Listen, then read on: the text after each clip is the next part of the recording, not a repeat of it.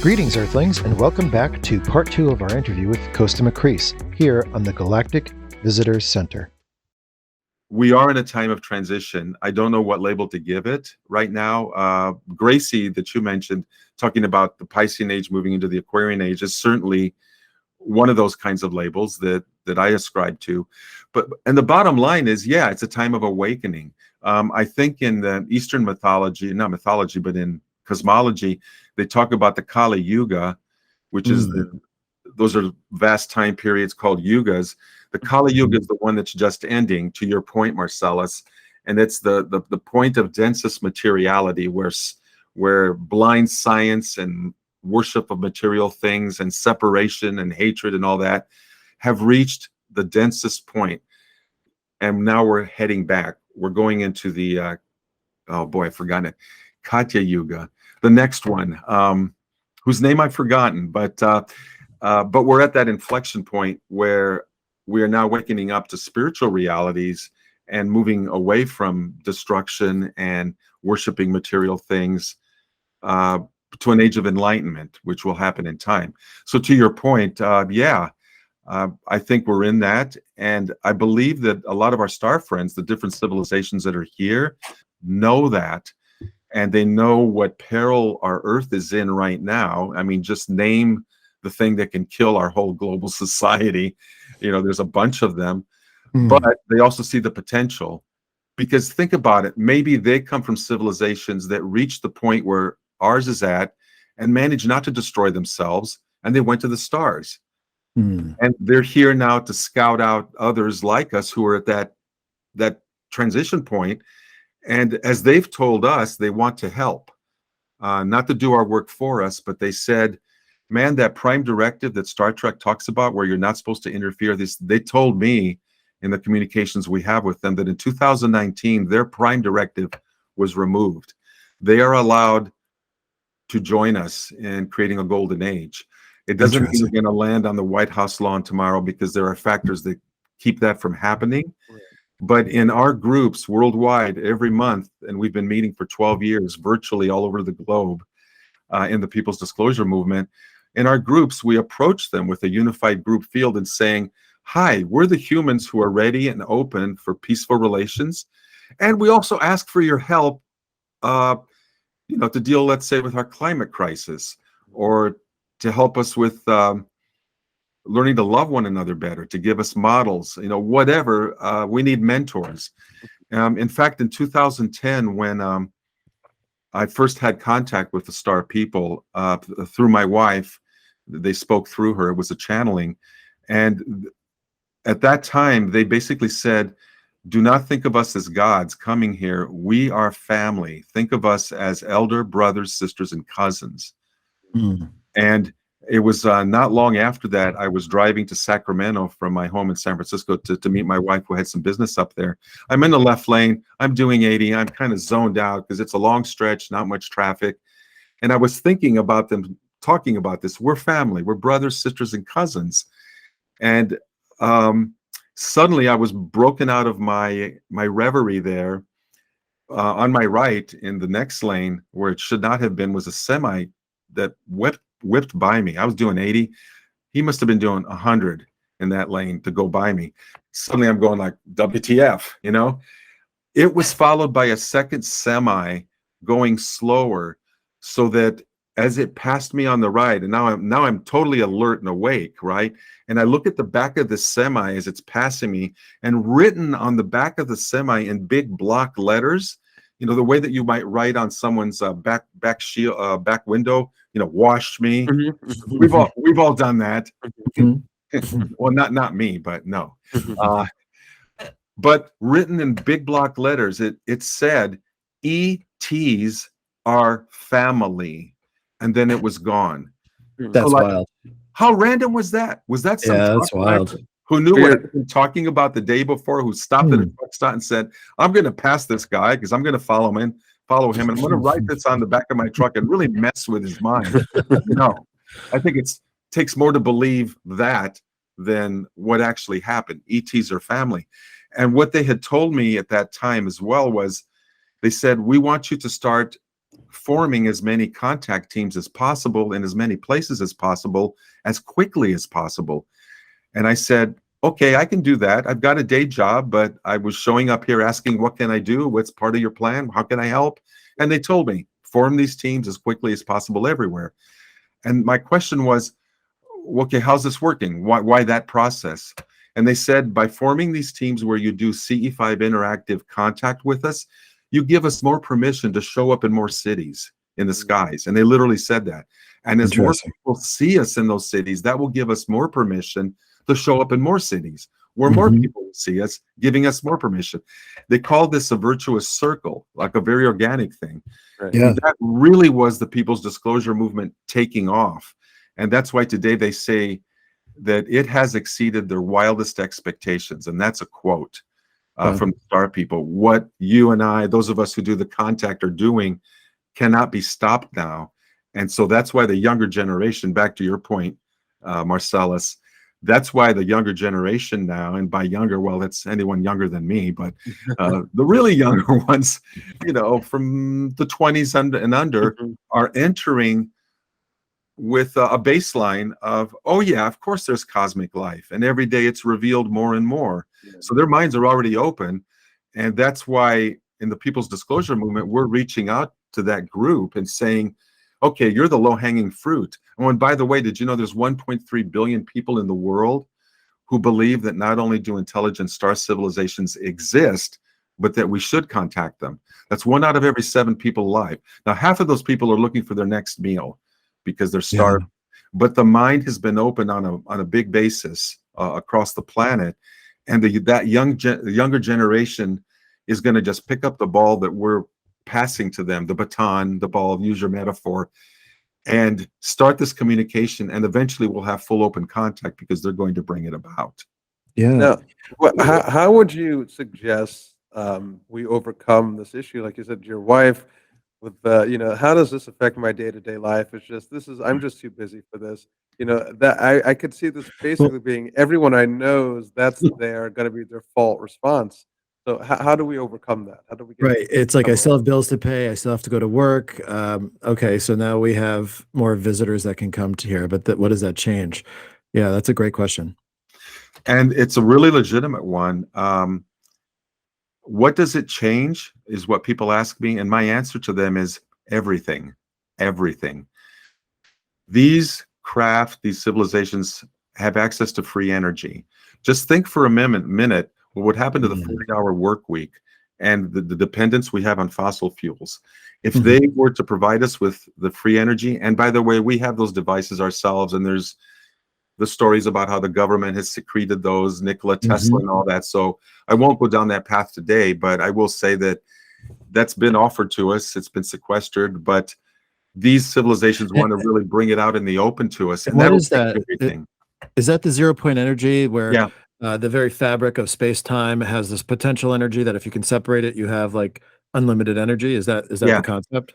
Okay. Yeah, somebody has said, and I don't know how accurate this is, but just to kind of get your mind around it, or try to get your mind around it, they said, think of 0-point energy as, think of a cubic centimeter of space in front of you, just the air, just a cubic centimeter, not even an inch.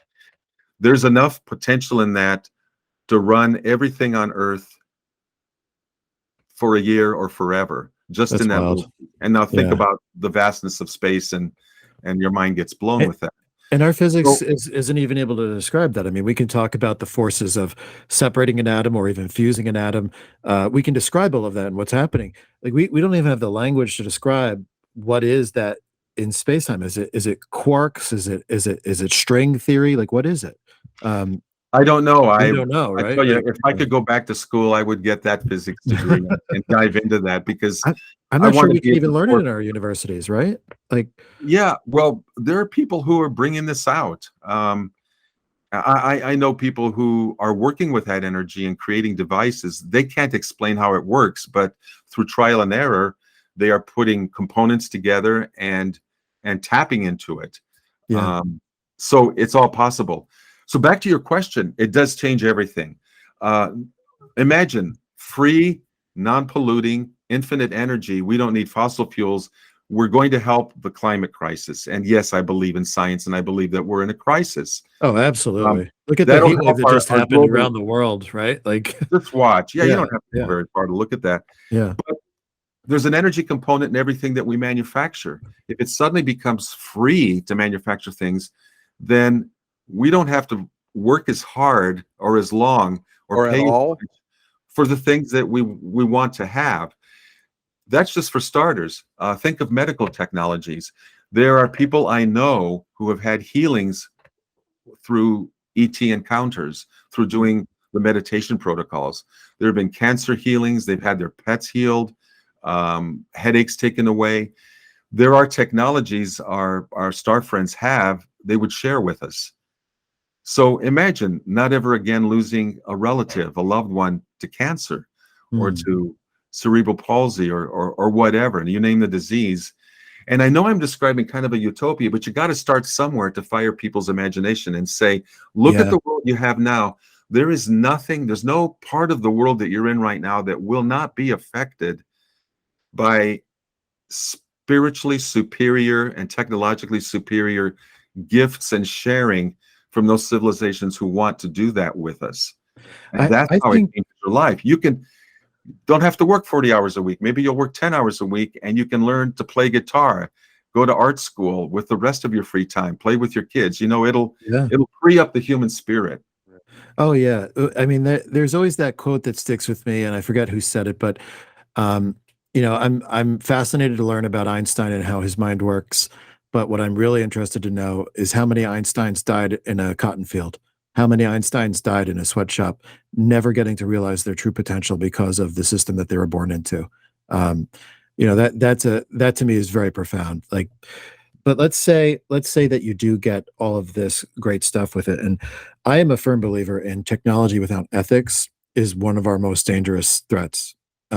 So when you couple the superior technology with the superior spirituality, to me, with the spirituality comes this level of ethics, which is somewhat calming. But Marcellus, I'm going to channel you for a second. You always ask the question, how do we know that this is really good for us? I happen to believe in the positive intentions of visitors, but what if we're wrong? What if we're just not ready and we're going too fast and it ends up in some sort of like, you know, something that we can no longer control?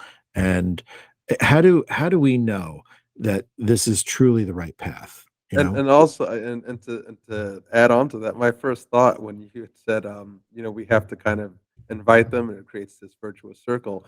My first thought is, don't vampires work the same way? You have to invite them in, and then all of a sudden, Put the your whole welcome mat world out. is messed Yeah. up, right? Come, have some tea with me. We drink, we talk.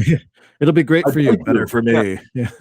Well, that gets into the topic of negative ETs versus positive ETs, which is a big Mm, controversy in the field. And I don't want to go down that road, but I will say I don't believe that all the civilizations that have been here uh, had our best intentions in mind. Have been more self-serving than mhm, selflessly. But having said that, there is such an influx of light and love on the planet now, greater than at any time in its history, coming from spiritual sources, coming from other stronger, more numerous, positive, life-affirming civilizations than the other guys. mm, So is it an us versus them kind of thing? At some level, it kind of is. But mm, I'm with the people who want to create the future. I don't dwell on what's been done to us, the economic controls, the trappings of the church, for example, of any church that does mm. mind control over people and all that. And I'm probably going to get in trouble with other people over that. But there have been a lot of control mechanisms over humanity for a long time. Of So there's course. there's no denying that. And we're a Mhm. warring race, and we are at the point now where our warlike ways could obliterate the planet. So Yeah. something's got to change. And the star friends I have, one group of whom, by the way, I just talked to them the other day, and I have a good friend named Debs Shakti. This is a shout out to you, Debs, and the star teachers. They are our descendants from the future. That particular group who come back and they speak through my friend Debs, who's so well integrated with them that she can seamlessly move from their consciousness to hers, and we can ask them questions, and they do webinars and etc. But they say that they are our descendants, and the reason they have come back as themselves now is to assure us that we made it, that despite what we see going on right now, and the world, as you look around, is in turmoil in many places, despite all that, there's a path forward. They say by creating our own reality, it really matters in the quantum field what we choose every second, every moment. And by choosing a positive future, we become them. And they're very grateful to us because they say that it would not be possible for them to be speaking to us in their past, because they're from the future. If we had not made it, they would not exist. Right. So here they are talking to us saying, hey, don't worry, homies, you know, you made it. It's bumpy, but you made it. How does that work? Because I don't know. Yeah, right. Well, but like my understanding, like as a kid watching, like, you know, Back to the Future, that time is linear, and we go back in time. You know, butterfly effect changed one thing, and all of a sudden it's not Twin Pines Mall anymore. It's Pine or single Lone Pine Mall or something. You know, but as I've gotten older and there's been more people thinking about this topic, I get the impression that the consensus is that if there's this multiverse, that all that is potential does exist in some capacity, and it's almost like you're like choosing your own adventure with your intentions. So is it like, are they coming from us, from our choose your own adventure, where it's like the multiverse that was a good outcome? Like, you know, like how does, and maybe the answer could be we don't know, and that's fine. But I'm just curious: was any of that relayed? You know what? They have spoken about that. I didn't take notes, so because those are the kinds of questions they love to dive into. They do not shy away from that because they want us to know more about our potential and what we can create, and they want us to really get it that we are them and they are us. They say the way to get to this is love, acts of goodness and kindness. They say that when you choose in the quantum field to focus on a good act, a good thought, a good emotion, you have put all other potential pictures, to your point there, Michael, about everything that's possible in this field. You've put everything else on pause, click. And as you continue to put more of your attention and do more positive things, that other stuff, those timelines, whatever you want to start to eliminate those other eliminate. They stay on, you know, they get weaker and weaker. There's probably always a 1 in a quintillion chance that they could happen because nothing is destroyed ever. It all exists. But you minimize the risk that they pose, and you really expand. Like they say, what you focus on expands. Energy follows thought. So that's their message to us. It's about, we're in an age of love. And I grew up in the 60s, where my generation then tried to exemplify that to the world. We got sidetracked by drugs and assassinations and things, but that spirit hasn't died out. And that's why I have hope with those who are younger right now. And I want to urge them, don't give up hope. You are the hope of the world. And we're here too with some of our experience from other generations to tell you love does work. And now that we've learned more about quantum mechanics and these fields and these alternate timelines, and everything exists at once, except for what you choose in the moment, then start choosing a positive world. To that end, I created a small Facebook group called Good News Every Day. There are other groups like it out there, and I urge people to look for Good News. Because you can find it on social media. But in my little group, our members just post tidbits of good news they find where something bad was made better by an act of kindness or compassion from all over the world. And that's part of my spiritual practice, is in the morning with my coffee, tune in and just read a couple stories before I look at the day's news from the negative media, which is, you know, just showing us war, sex, and violence, and all the bad stuff.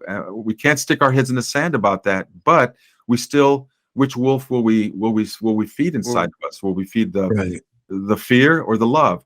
So in the morning, I choose to look at a couple of good news stories. You know, some new invention that will bring water to a village that never had water before, or some healing. That stuff is out there. There's places like avaz.org, which has 70 million members who collaborate across national boundaries to help each other with campaigns that help people, whether they're healing campaigns, social, political. It's people power. And that's what's going to save our planet. Each of us individually choosing this new reality and finding what the fact that we have millions of other friends that we didn't know about, thanks to social media, who believe the same thing, who want a better world. And we just have to start accepting the fact that we're more numerous than any other group, but we haven't yet organized enough. And groups like avaz.org, it's avaaz.org, 70 million people since 2007 have joined from all nations, all walks of life that help each other. And that's just one group that I know of. There are millions of people around the world who are contributing to this good news every day that I was talking about. And we pick out their stories as we find them, post them on Facebook, and we hope that it's making someone's day a little bit better as they're starting the day. It's like you feed your physical body with cereal or oatmeal or whatever, or a smoothie or whatever. Why not feed your spirit with, maybe you meditate, maybe you pray, whatever, but also look in a practical way, the positive stuff in the world. The mass media is not going to reflect that to you because they believe wrongly that it has to be sex, lies, and videotape to grab our attention and get our eyeballs. Well, they've trained us to do that, but a lot of us are breaking out of that mold and saying, hey, if you show me a channel where they're talking about good news 25 minutes out of the half hour, and then the last 5 minutes they go, oh yeah, and there's a war over here.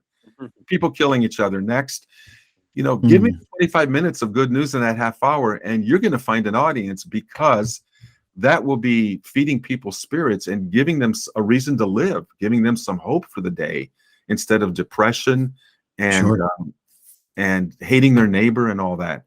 So anyway, we gotta steer to a higher positive vibration for sure. We are actually, this is when we have such an interesting guest on. We could probably talk for 2 hours. I have so many other questions I want to ask you, but out of respect for your time and hoping that maybe you'll come join us again sometime, I will. Let's talk about how do you join the People's Disclosure Movement. Let's talk about that, and then a quick one question, because we were trying to do a lightning round at the end of interviews of just like yes or no's, and that I don't ever think works, but we have one question that we'll ask. So let's first talk about your movement, your People's Disclosure Movement. How do you join that? How do you participate? Where do you get the information to participate on these CE5 events every month? So how do we join that? It's easy. People can go to etletstalk.com, and membership is free, and you'll get a welcome email that gives you links on the CE5 protocols, on finding other groups near you, because everybody who joins wants company. Hey, can you hook me up with someone in my city? I get that all the time. I give you links for that. We have webinars with the STAR teachers where you can ask questions.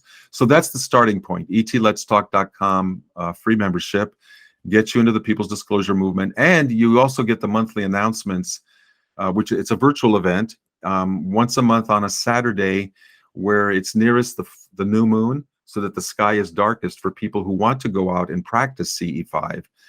And we've been doing that for almost 12 years every month. And believe me, that activity is what our STAR friends have credited with creating the snowball that's rolling downhill, making our movement unstoppable now. So it's like, man, if you want to get on the biggest wave ever, this is the biggest movement of connection in history, in human history and cosmic history for us as humans. The People's Disclosure Movement is where it's at right now, and we're just the beginning of that. There's millions more that will follow. So etletstalk.com. That's awesome. So Marcellus and I think we're going to be joining. We also heard that you do every June. You're out at Mount Shasta for the big annual event. Is that true? Oh, there's a lot of events. We do a retreat out there. We do a retreat in Bloomington, Indiana in September, and in Joshua Tree, Southern California in October. At this point, the only one for this year will be the October one in Joshua Tree. And if you sign up on the website, you'll get an announcement about that. It's a 6-day retreat. We teach you how to develop the psychic powers that are most natural to you, so that you can use them as part of your contact with the STAR people. And we go out every night.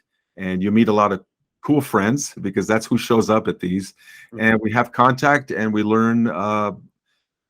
We always have dramatic kind of events. Sometimes a craft will land a half mile away from us. That's happened several times. Sometimes they let us film them, and on and on. It's a great retreat, and you'll get an announcement if you're able to join on the website.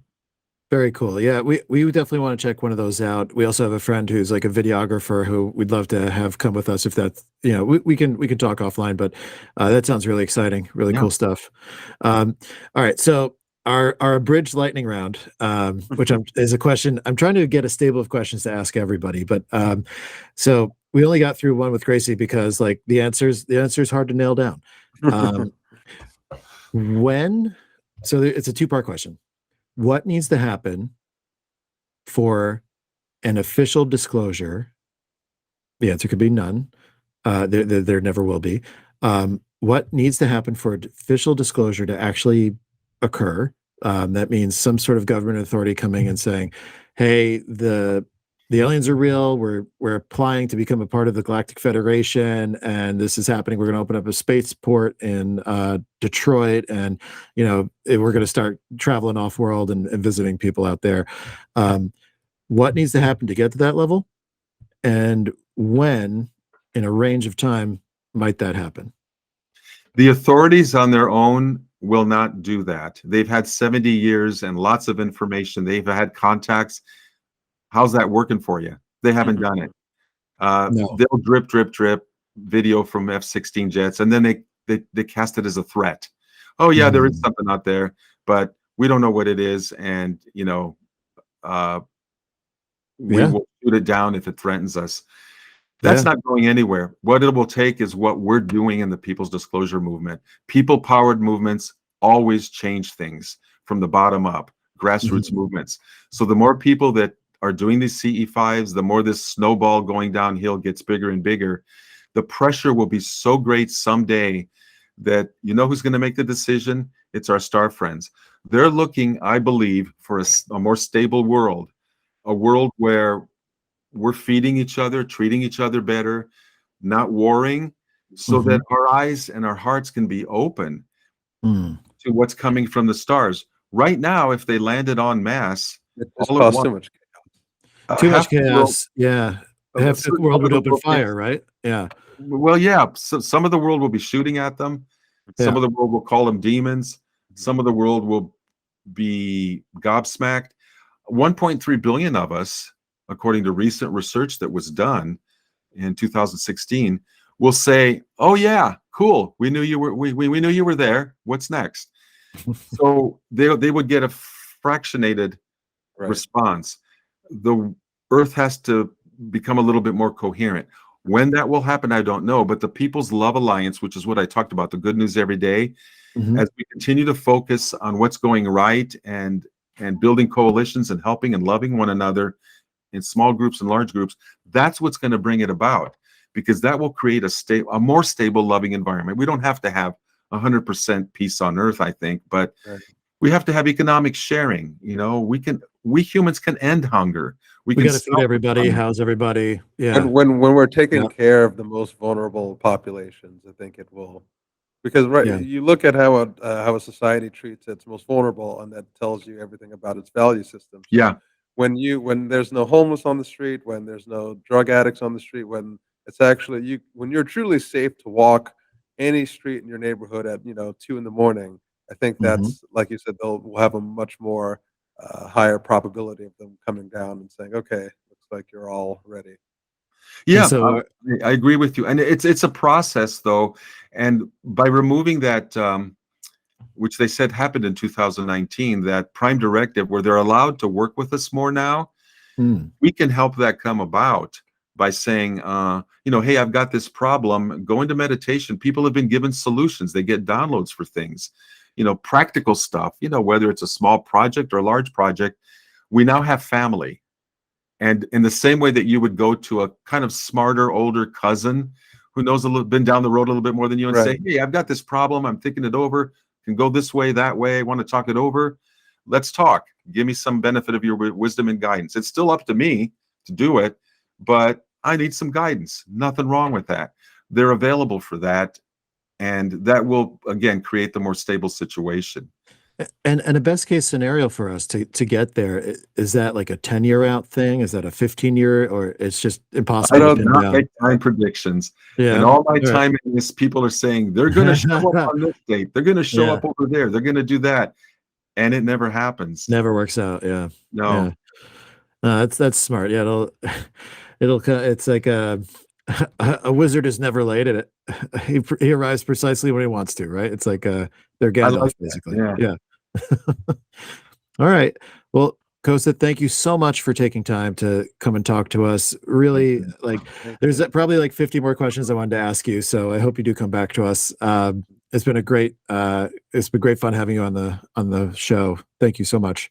Well, it's been fun talking to you guys. You're obviously well informed and well spoken and eloquent about the topic, and it's always a pleasure to, on an even keel like that, be able to exchange ideas and information. So this is a two-way thing. I appreciate, even if you are a little bit skeptical, Marcellus, I hope you're walking away with a little bit more information from someone you might trust a little bit. I'm looking to come down to Shasta the first chance I get and see some of this for myself. So I mean, I'm originally from New York, and me and Clancy went to school together. So it's when I moved out here. I've been here for about 8 years.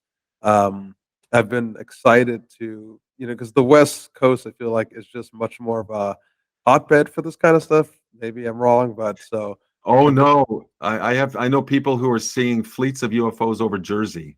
Oh, okay. See, yeah, it's everywhere. So. Oh, I have to find out who these guys are, because I want to jump on. Yeah, I want to be a part of that.